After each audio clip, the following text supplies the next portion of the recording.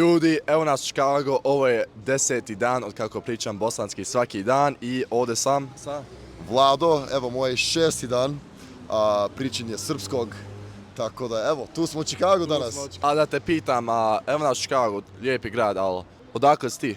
Ja sam iz Milwaukeea, tako da, evo, danas kao malo sa vama, s tobom ovdje u Chicagu, gledali smo svetsko prvenstvo, finalu i sad malo blenje, malo šetanje, tako da...